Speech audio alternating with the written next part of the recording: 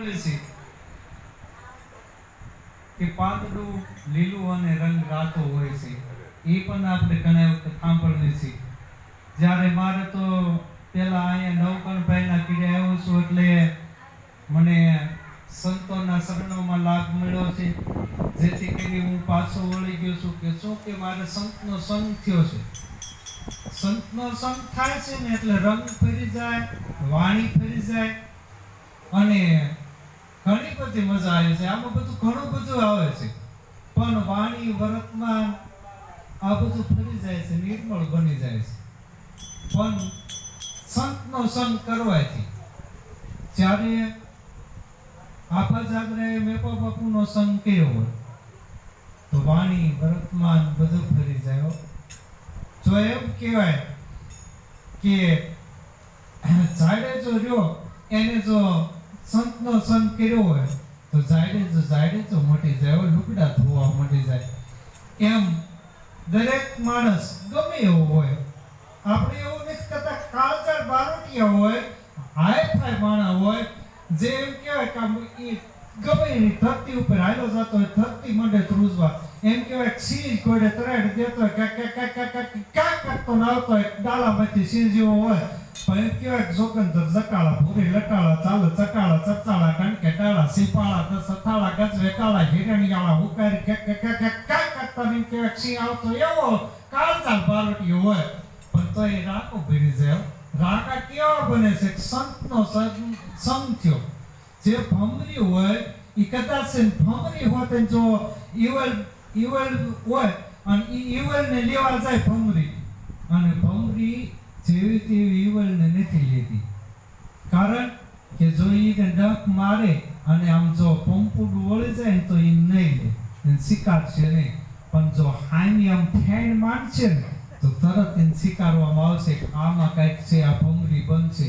એમ ડાલામાંથી સિંહ જેવા હોય, કંઈક કરીએ બતાવ્યું હોય, કંઈક કરે એવા હોય, એવડા એ બધાને સંતપણું મળ્યું છે.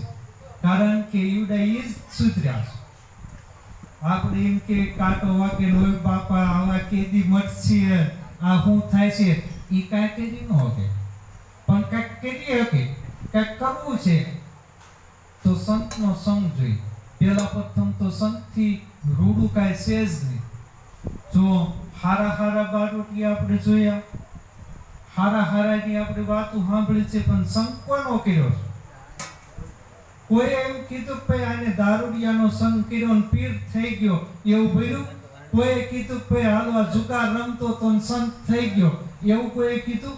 કારણ કે એવા નહીં કે, કારણ કે એને સારા માણસનો સંગ કરવો પડે, સારા સંતોનો સંગ કરવો પડે. એટલે આવા સંતોનો સંગ કરો એટલે આપણે છે ને આનંદ થાય, આપણને કઈ સમજાય, આપણી રેણી કેણી, આપણા વિચાર, આપણું વર્તમાન બધું ફરી જાય. કારણ કે અવગુણ જોતા હતા ને આપણે પેલા, એ અવગુણ આપણે ભૂલી જઈએ અને ગુણ જોવા માંડીએ. દરેકમાં આપણને ગુણ જ દેખાય કે આપા જાગરાને કેમ બધામાં ગુણ દેખાવા માંડ્યા, એમ બધાયમાં આપણને ગુણ દેખાય. કાનુડો ક્યાંય સાચો મળે, કાનુડો એવી વસ્તુ નથી. મૂર્તિમાં કાનુડો આપણને ક્યારે જોવા ન મળે. બાપુ કહેતા હતા એની કોડે કે મૂર્તિમાં કાનુડો ન દેખાય, પણ કાનુડો આપણને સર્વે સદમાં દેખાય. આમાં ત્યારે આપણે કેવી છે કે ઘણા વખત કેવી કે સંતનો સ્વભાવ છે એવો, જમેતાની ગોદ ના જેવો, વાત સુવારે કાન સત જગાડે, પગમાં પેટો કર દે ભગવાન. આવો સંતનો સ્વભાવ હોય છે. જ્યારે આપણે એમ કહેવાય છે કે ઘણા વખત આપણે કહેવી કે સંત એટલે શું કહેવાય?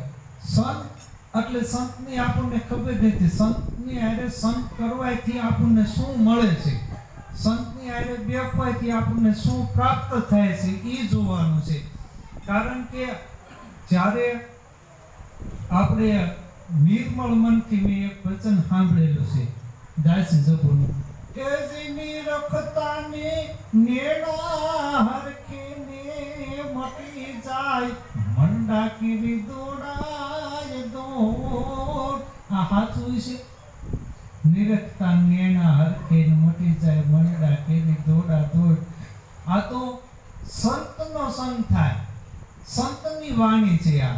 જેને સંતનો સંગ થયો હોય ને એને નિરખતા અને નેણા હરખ્યો બાપ. બીજા કોઈના મારા કે 5 મહેમાન આવ્યો હોય તો મને ખાખા વીખી થાય. આ નવકણભાઈ મહિનો 2 મહિના નો થવા દે, 4 મહિના નો થવા દે, 6 મહિના નો થવા દેતા તો મેલાવડા જેવું કરીને બેઠા હોય. સંતોન તેડે હોય, પોવડાથી આવે, દૂધથી દેવા મારા જ આવે, કાંઈક ને કાંઈક હોય, પણ કરે સારું જ કાંઈક. આપણને ગમે એવું જ કરે. કારણ કે નવકણભાઈના વખાણ કરું છું એ વાત નથી, પણ હું અહીંયા વારંવાર આવું છું કે નવકણભાઈ કાંઈક કરે છે, કાંઈક બીજા સંતો કરતા હોય, પણ મને બધામાં સંત જ દેખાય છે. એનું કારણ શું છે કે મને મામૈયાભાઈમાં સંત દેખાય, ભોલાભાઈમાં સંત દેખાય, બધામાં સંતો દેખાય છે. એકમાં સંતો દેખાય ને એવું નથી, બધા સંતો જ છે. કારણ કે જેના મનમાં સંતોષ છે એને સંત કહેવાય. એક સાધુ હતા, એમ કહેવાય ધીમે ધીમે ધીમે ધીમે ધીમે ધીમે ધીમે એક તળાવના પાડે જાય અને પાડે જઈ અને બેઠા હોય. એ ત્યાં ઋષિ હતો, આવો કાળો મસ્ત ઋષિ હો. અને કુકાભાઈ એ ઋષિ જે છે ને એ આમ બાળકો તળાવમાં પડેલો, આજુબાજુ કાંઈ હતું નહીં. ગુરુ અને શિષ્ય બે જાય, પણ એ ધીમે ધીમે એમ જાય એટલે ઓલામને એમ થયું કે આજુબાજુ કાંઈ છે નહીં, ઋષિ મરી જાય છે. એટલે સંતનો સ્વભાવ છે ને, મેં એમાં કીધું હતું સંત આવા હોય છે, ઉગારવાની કોશિશ કરે, કોઈ દિવસ ઉડાડે નહીં, એને સંત કહેવાય. એટલે એને એમ થયું જરાક દયા આવી કે ભાઈ આ ઋષિને આપણે બારો કાઢવી, અને બારો કાઢવા જાય ડંક મારે. વળી પાછું એનો શિષ્ય જોવે છે કે ગુરુ મહારાજ આ શું કરે છે. ઓલો ડંક મારે છે છતાં મુકાઈ જાય છે, પણ તે છતાં એને બહાર કાઢવા કોશિશ કરે છે. એટલે એક વખત જોયું, બીજી વખત જોયું, ત્રીજી વખત ઓલા ડંક માર્યો. એટલે આને મગજ કયો બાપુ મરવા દો, મરતો હોય તો આપણું શું જાય છે, પણ કે નહીં, એ તો એનો સ્વભાવ છે ડંક મારો. એ ડંક માર્યા કે રે જ નહીં, અને મારો સ્વભાવ એ છે કે મારે તારવો છે એટલે તારવો છે. એ ભલે ડંક મારતો હોય, એનો સ્વભાવ છે, અને મારે જે તારવો નહીં મારો સ્વભાવ છે એમ કરી અને ગુરુ મહારાજે પાછો ઉપાડ્યો અને બારો કાઢ્યો. બહાર કાઢે ને બુટતા ને એ સંત કહેવાય. બાકી તો હું એમ કહું છું કે આપો જાત્રો એવા હતા, આપા મેપા એવા હતા, જે પછીના દાખલા એવા છે. ભીમા ભગત જે બાપુની સેવા કરતા હતા, એ તે પાછા હતા ક્યાં ને ખબર છે કે આપણે ગામ રહ્યું નોલીનો ભીમો ભગત બાપુની સેવા કરે અને એને પણ સંત બનાવી દીધું. અત્યારે તમે જુઓ ભીમા ભગતની ત્યાં દેરી છે અને એ કેવું સંત કરવાય દીધું. ભીમોડા કરને પડાકો લાંબી કરને ને મોરબીની માથે મંડાણા થતા કાઢ પાડે ગોરખા તોળા કંટોળા તમીને આવી કરી હાલ મોરબીને સર મહારાજ ગજબ ઉતાર્યો તે ગોરખા. એક કેમ કહેવાય ફૂક મારે એમ કે ભીમા બાપ કેમ તો ઉદાસો. અને ભીમો ભગત એમ કે બાપુ આપણી ગાવું છે ને મોરબીના રાજાએ પૂરી છે અને 3 દીથી ગાયું આવી નથી, અને ખાવડામાં એમ કહેવાય સાસ આપવામાં આવે, અને સાસ આપવામાં આવે બાપુ જાગીને એમ કે ગોરખા બાપુ બાપ આ શું આપ્યું કે બાપુ એ તો સાસ છે કે આ રિયામની છે કે બાપુ એને રિયામની કેમ કહો છો કે બાપા એ છે ને સાસ રહી ને એ હેઠે વહી જાય છે અને પાણી ઉપર આવે છે ને એટલે હું એને એમ કહું છું કે રિયામની. એટલે એ બાપુએ તો કીધું કે આપણે ગાવું ક્યાં છે, ગાવું તો મોરબીના રાજાએ પૂરી છે. તેથી ગેબીનાથના ડુંગર ઉપર આવે કે બાપુ હથિયાર નથી એવું કાંઈ કે બાપા આપણે હવે હથિયાર તો હેઠા મૂકી દીધા છે, એના નામની માળા ફેરવી છે. હવે સંતના નામની માળા ફેરવતો હોય અને એને હથિયાર લેવાની જરૂર ક્યારેય ન પડે. ઘણા દરબારો મૂકીને પછી ઘણા બંદૂકો લઈને ફરતા હોય, એ વસ્તુ નથી કે આપણે માળા છે એ જ બધું છે. સંતનો સંગ કરવો એટલે એટલો ફેર પડે.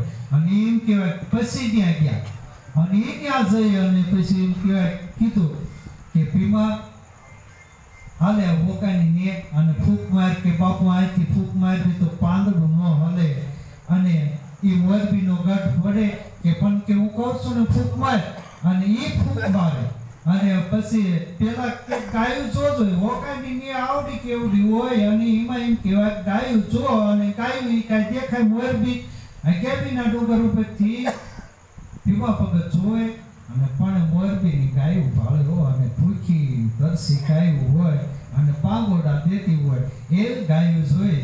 એટલે ત્યારે કીધું કે ભીમડા કરને પડા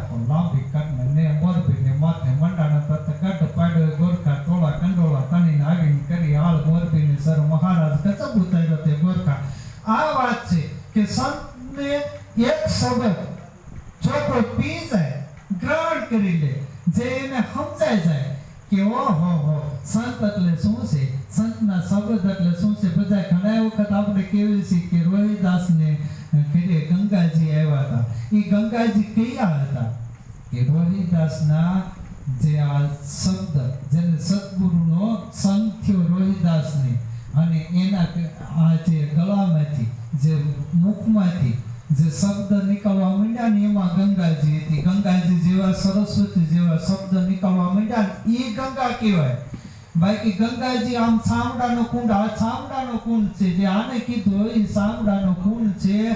મને એક ભાઈએ કીધું કે અમને સદગુરુ કરાવવા હોય તો કોઈ બધા એમ કહે છે કે બાપા તું નો હાલ, તું તો ભવાયો છો. એ બાપુ અમે ભવાયા છીએ, અમે આવા છીએ. મેં કીધું બાપા તું તો નાનો એવડો ભવાયો છો, અમે તો બધા મોટા ભવાયા છીએ. કે તમે તો દરબાર નથી. મેં કીધું તો કેવામાં આવે દરબાર છે, અમે ભવાયા જ છીએ. મેં કીધું પણ અમે મોટા ભવાયા છીએ. એટલે તમને ખબર જડે ન પડે કે તમે કે ભવાયા કઈ રીતે. મેં કીધું કોઈ દરબારનું પાત્ર લઈને આવ્યા, કોઈ હરિજનનું પાત્ર લઈને આવ્યા છે, કોઈ દરબાર હોય, કોઈ સંત હોય, કોઈ બ્રાહ્મણ હોય, કોઈ ફકીર હોય, કોઈ વલિયા હોય. પણ આ બધું જે પીન બેઠો હોય ને ભવાયો ખાસો કહેવાય. કારણ કે આ બધાની રમત પૂરી થાય એટલે બધા વિયા નહીં જાય. દરબારની રમત પૂરી થાય વિયા નહીં જાય. હોળી પટલ છે રમત પૂરી થાય નહીં વિયા જાય. પછી ભરવાડ છે તો રમત પૂરી થાય છે વિયા નહીં જાય. કે આ મહારાજ છે તો એ રમત પૂરી થાય તો નહીં વિયા જાય, કે આ વિયા જાય છે. તો આ બધી શું છે? ભવાયો જ છે. અહીંયા આપણે ખેલ કરવા જાય છે, રમવા. કેવું રમવું એ આપણી મરજીની વાત છે. એટલે હું કહું છું સંતો આપણને ક્યાં બગાડી દે, હવળો રસ્તો દેખાડી દે કે ભાઈ તું ભવાયો નથી, તું ભવાયો નથી. અરે સર્વે સર્વમાં કાનુડો છે બાપા. અને આ બેનું છે ને એ બધી જગદંબાઈઓ છે. આ જગદંબાઈ આ બધું બેઠ્યું છે ને એ બધી માવડીઓ છે.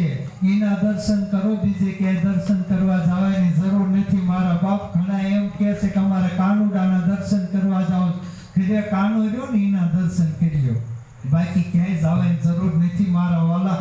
પણ હું એમ કહું છું કે મેપા ભગત અને એ આપો જાદરો આબર હતા મોરડીની અંદર ભેગા થયો.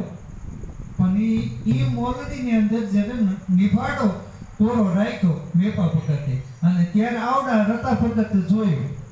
ત્યારે એમ કીધું કે આમાંથી મારે કાંઈક બાપુ મને કાંઈ સમજાણું નહીં. મેપા બાપુ મને કાંઈ સમજાતું નથી. રતા બાપુ જ્યારે એ વાત કરવા માંડે ત્યારે એમ કીધું કે આપા કોણ કહે છે? આપા કે આપા એમ કહે છે રતા બાપુ મેપા ભગતને. અને તેથી મેપા ભગત એમ કહે છે, અરે દરબાર, હું તો એક કુંભાર જ્ઞાતિનો છું અને તમે તો દરબાર છો. આપા તો તમે કહેવાય, હું આપો ન કહેવાય. હું તો એક કુંભાર જ્ઞાતિનો છું બાપા. અને તેથી એમ કહેવાય મેપા ભગત એવી વાત કરે ને ત્યારે એમ કે બાપુ તમે કુંભાર નથી, મને દરબાર પણ નથી લાગતું. બાપ તમારો સંગ મને થયો છે. મને આ રસ્તો દેખાડો, આ માર્ગ દેખાડો. પણ તેથી કીધું બાપા ભૂલાઈ ગયું દરબાર પણ, કે આ બાપા મને દરબાર પણ ભૂલાઈ ગયું છે. હું કોણ છું એને મને ભાન નથી. એટલે તેથી મેપા ભગતે કીધું કે પોપટ પિંજોર નહીં તારું, એ જ તારે ઉડી જાવું પરબારું. પોપટ પિંજોર નહીં તારું, ક્યાંનો વાલા એ જે એવું ક્યાંનો એ તું. આ તો બધી મરજીવાના કામની વાત છે. ઘણા નથી ગાતા એ જે ધડ ઢીંગાને જેના માથડા મહાને એના પાળિયા થઈને પૂજાવું રે કડવૈયા મારે ઠાકોરજી નથી થાવું. આ કયું છે કે સને લાગી જાય. જે જીવતાને મારી નાખવામાં આવે અને પાછા આપણે વાતું કરતા હોય ને એ મર્યા કહેવાય, એના નામ રે. હવે આ તો પાદરું આપણે કોકની આરે બાજુ છે ને ખોટે ખોટી સજીવના બે ઓલા મારી દે ને ઈ મરી જાવ, ઈ મર્યા ન કહેવાય. મરવું તો સદગુરુના શરણમાં જઈને મરવું, કાયમ બેડો પાર થઈ જાય. આપણને એમ કહેવાય કે માણસ જીવે તાલે ઈ યાદ રાખે, એવા મરો. મરવા હાટુથી તો બધા આવ્યા છે પણ મૃત્યુ આપણું સુધારવું જોઈએ ને, એટલે આ સુધારવા માટે આવ્યા છે. ત્યારે આપણને બધા સંતો ભક્તો આપણને સાંભળી રહ્યા છે. એમ કહેવાય કે બહુ સારું કહેવાય. કપૂરવાયુની અંદર આવું બધું સત્કાર્ય થાય છે, મને બહુ આનંદ થયો. અને ત્યારે મને એમ થાય છે કે આવી માતાજીઓ બધા સાંભળતા હોય ત્યારે જરાક થોડુંક બોલવું છે હજી, એટલે પછી મારી વાણીને હું વિરામ આપીશ. આપ સર્વને મજા આવી છે, નકર મને તો આવે જ છે. કને તો ઓબળા ખાતા હોય તો હું તો લેર જ કરતો હોય, કને ન ગમતું હોય તો હું આનંદ કરતો હોય, કારણ કે મારે મારા